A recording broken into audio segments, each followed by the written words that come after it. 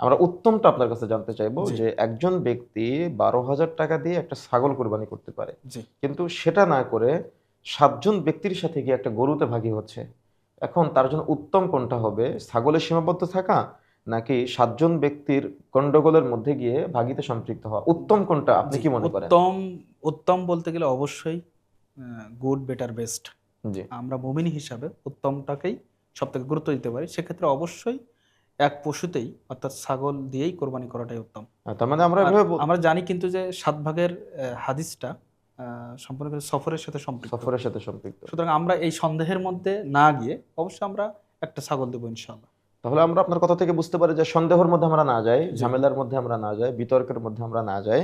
আমরা আমাদের সামর্থ্য অনুযায়ী, সামর্থ্য কম থাকলে ছাগল কোরবানি করলাম। ছাগল তার থেকে বেশি সামর্থ্য থাকলে বড় দেখে খাসি কোরবানি করলাম। তার থেকে বেশি সামর্থ্য থাকলে গরু একটা কোরবানি গরু করব, কোরবানি করলাম। তার থেকে বেশি সামর্থ্য থাকলে আমরা একটা উট উট কোরবানি কিনবো। করলাম। তার মানে উত্তম হলো পরিবারের পক্ষ পক্ষ থেকে থেকে একটি পশু কোরবানি একটি করা। পশু কোরবানি করা। তবে কেউ চাইলে একাধিক পশু একাধিক পশু কোরবানি কোরবানি করতে করতে পারবে। পারে। শেখ